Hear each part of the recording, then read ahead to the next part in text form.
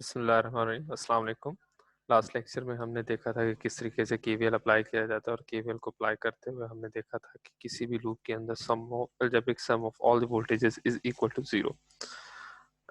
इसी कॉन्सेप्ट की बेस पे फिर हमारे आगे मैश एनालिसिस है। आज हम एक और टॉपिक को देखेंगे जिसका नाम है किरचॉफ्स करंट लॉ और इसको केसीएल भी कहा जाता है।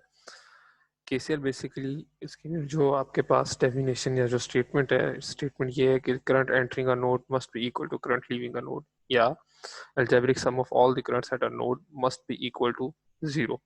ठीक है जी। फॉर दैट हमें जो है अब इस सर्किट को थोड़ा सा मॉडिफाई करना पड़ेगा और हम एक नोड पे जो है वो करंट की वैल्यू जो है वो देखेंगे कि sum of all the currents जो है वो इक्वल टू जीरो है या नहीं। ठीक है जी। सो इसके लिए मैं इसको दोबारा से रीअरेंज अरेंज करूंगा जो हमारी प्रीवियस एग्जांपल थी। सो आए सबसे पहले हम जो है वो वोल्ट मीटर जो है ये ख़त्म करते हैं और इनकी जगह जो है वो हम एम मीटर जो है वो यूज़ करते हैं। ठीक है जी। तो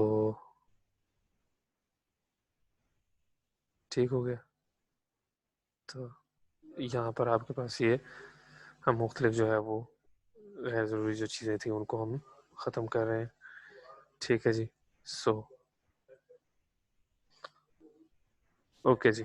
तो अब हम ये जो है रजिस्टर जो है इनको अरेंज करते हैं दोबारा से।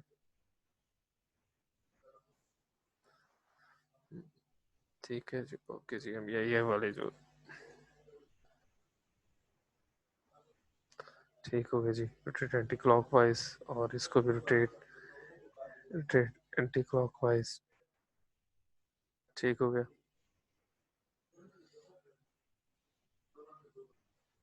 तो अब हम जो है वो करंट के लिए इन सबको आपस में कनेक्ट करते हैं और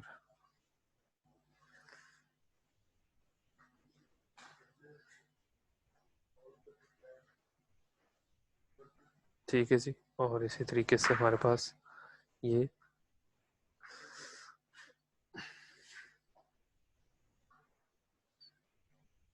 और इसी तरीके से हम ये अब इस सर्किट में हमारे पास जो हमें नजर आ रहा है वो दो नोड्स हैं।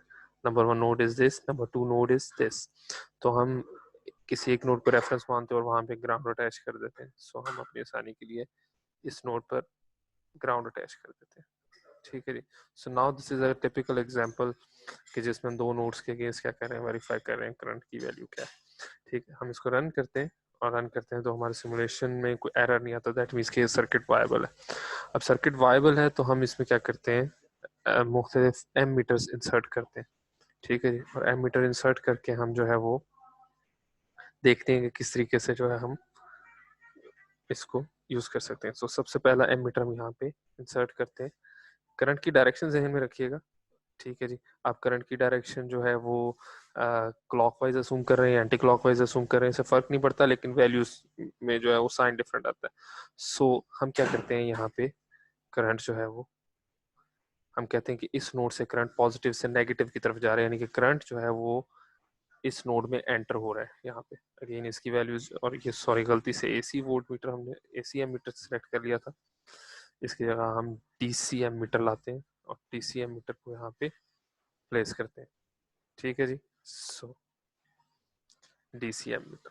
ठीक है। डीसीएम मीटर हम हमारी एजम्पशन क्या है कि करंट जो है वो बेसिकली इस टर्मिनल से एंटर होके इस टर्मिनल से निकल के इस नोड पे पहुंच रहा है। ठीक है जी। इसको हम मिली एम्प्स कर लेते हैं। सिमिलरली हम जो है वो इस नोड पे भी करंट को देखना चाहेंगे कि इस ब्रांच से करंट क्या आ रहा है। सो इस ब्रांच से करंट देखने के लिए हम यहाँ पे भी अगेन क्या लगाएंगे, एक एमीटर लगाएंगे, डीसी एमीटर। और डीसी एमीटर जो है वो यहाँ पर ठीक है। और हम यहाँ पे भी असुम करते हैं करंट यहाँ से आपके पास जो है वो इस डायरेक्शन में जा रहा है। ठीक है जी। सो ये भी करंट हमारे पास पॉजिटिव से नेगेटिव यानी कि इस ब्रांच से निकल रहा है, लेकिन हम चले कहते हैं कि इसको थोड़ा यहाँ तक हम ठीक हो। सो यहाँ तक हमारे पास जो है इसको भी हम क्या करते हैं मिली एम्प्स में कन्वर्ट कर लेते हैं ताकि हमारा आंसर मिली एम्प्स में नजर आए। ठीक है जी। सो हम इनको कनेक्ट करते हैं। सेम प्रोसीजर जो है वो हम R2 के लिए भी अप्लाई करते हैं। ठीक है, R2 के बीच में भी हम क्या लगाते हैं, सो अब यहाँ पर हम जो है वो एक और डीसी एमीटर यूज करते हैं।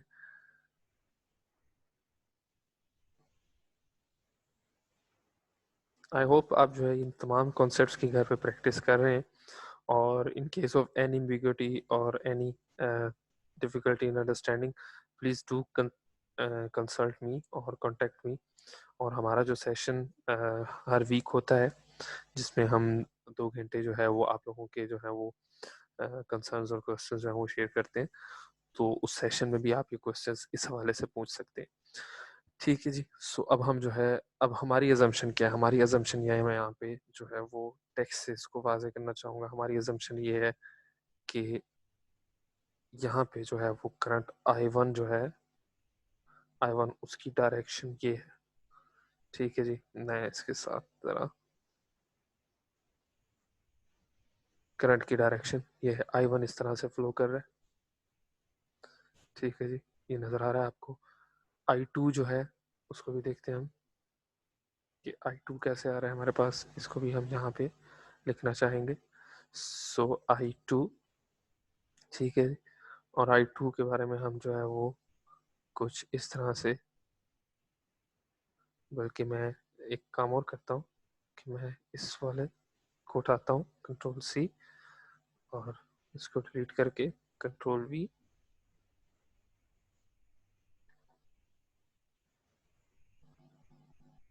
इसको कॉपी करते हैं हम, कॉपी टू क्लिपबोर्ड, और यहाँ से हम क्या करते हैं, पेस्ट। ठीक है जी, पेस्ट फ्रॉम क्लिपबोर्ड, और इसको यहाँ पे प्लेस करते हैं हम। ठीक है जी, आसानी के लिए अब हम इसको रोटेट कर देते हैं। ठीक है जी, रोटेट क्लॉकवाइज। ठीक है जी, और इधर यहाँ ले आते हैं और यहाँ पे लिखते हैं दिस इज I2। I2 जो है वो इस डायरेक्शन में फ्लो कर रहा है, और हमारी एजम्पशन इसी तरीके से क्या है कि I3 जो है वो इस डायरेक्शन में फ्लो कर रहा है। सो अगर हम एनालिसिस करें तो हमें समझ आता है कि करंट जो है वो I1 इस नोड पे एंटर हो रहा है, और I2 जो है वो इस नोड से लीव कर रहा है। तो इस कॉन्सेप्ट के मुताबिक हमारे पास क्या होना चाहिए कि I1 must be equal to I2 plus I2 plus I3। ठीक है जी, तो आए देखते हैं क्या ये बात सच साबित हो रही है कि नहीं। तो इसके लिए हम क्या करेंगे, सिमुलेशंस को चलाएंगे। और अब यहाँ पे हमसे गलती होगी कि इस एम्प मीटर को हमने जो है वो मिलीमीटर में नहीं कन्वर्ट किया, जिसकी वजह से वैल्यू नज़र नहीं आ रही। सो हम मिली एम्प्स पे इसको लेके जाते हैं ताकि रेजोल्यूशन इसकी बढ़ जाए। अब हम चलाते हैं। सो अब देखें I1 की वैल्यू क्या है, 7.5, और I2 की वैल्यू क्या है आपके सामने ही है। ठीक है जी, I2 की वैल्यू जो है वो आपके सामने 5, और I3 की वैल्यू क्या है आपके पास 2.5। सो इसका मतलब है कि करंट क्या हो रहा है आपके पास, 5 plus 2.5, 7.5 is equal to 7.5। So Kirchhoff's current law क्या कहता है, current entering a node must be equal to current leaving a node. So sir थोड़ा सा ट्विस्ट देते हैं इस एग्जांपल में, और इसको जो है वो हम थोड़ा सा डिफरेंट करते हैं, और करंट की डायरेक्शंस जो है वो थोड़ी सी चेंज करते हैं। ठीक है जी, करंट की डायरेक्शन थोड़ी सी चेंज करते हैं और देखते हैं कि हमारे पास फ्लो क्या बनता है। सो मैं कहता हूँ कि I1 और I1 की डायरेक्शन वही है, I3 की डायरेक्शन में थोड़ी सी चेंज कर देता हूँ। और चेंज करने का मतलब क्या है कि मैं एम मीटर जो है वो उल्टा लगा देता हूँ। ठीक है जी, कि मैं अजम्पशन है, अगेन ये मेरी अजम्पशन है कि करंट इस तरह से फ्लो कर रहा है। ठीक है जी, सो आए देखें मेरी अजम्पशन करेक्ट है या नहीं है। ठीक है जी, सो यहाँ पे हम लगाते हैं, और यहाँ पे अब मेरी असम्पशन ये है कि करंट जो है वो इस नोड में एंटर हो रहा है I2। ठीक है जी, सो इसको भी मैं 180 डिग्री मिरर कर देता हूँ। सो मेरी असम्पशन ये है।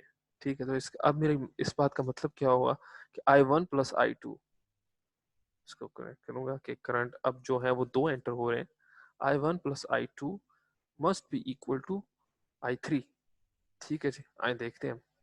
सो हमने चलाया जब सर्किट को, तो I1 आपके पास क्या है 7.5, I2 क्या है आपके पास -0.5। मैं थोड़ा सा बड़ा करता हूँ इसको, -0.5, -5.0 और I3 आपके पास क्या है 2.5, तो I1 प्लस I2 आपके पास 2.5 बनता है which is equal to I3।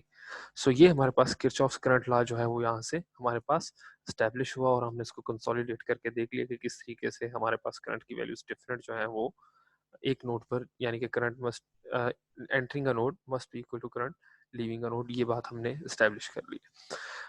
Having said that, तो अब हमारे पास जो है वो हमने लर्निंग ग्राउंड जो है उनमें 3-4 चीज़ें देख ली है। नंबर 1 हमने सबसे पहले ओम्स लॉ को वैलिडेट किया।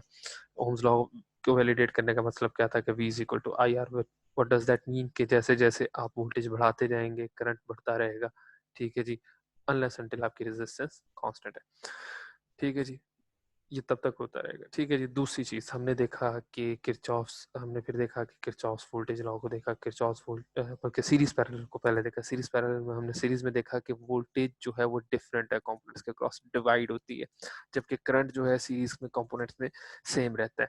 और वोल्टेज अक्रॉस कंपोनेंट डिपेंड करती है उस कंपोनेंट की रेजिस्टेंस पे, जितनी रेजिस्टेंस ज्यादा होगी उतना पोटेंशियल ड्रॉप उसके अक्रॉस ज्यादा होगा, ठीक है जी। और दूसरी चीज हमारे पास क्या है, पैरेलल सर्किट्स। पैरेलल सर्किट्स में हमने करंट और वोल्टेज के बिहेवियर को देखा।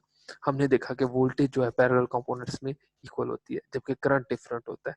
और करंट की वैल्यू अगेन डिपेंड करती है रेजिस्टेंस में, जितनी रेजिस्टेंस ज्यादा होगी उतनी उस कंपोनेंट में करंट कम होगा।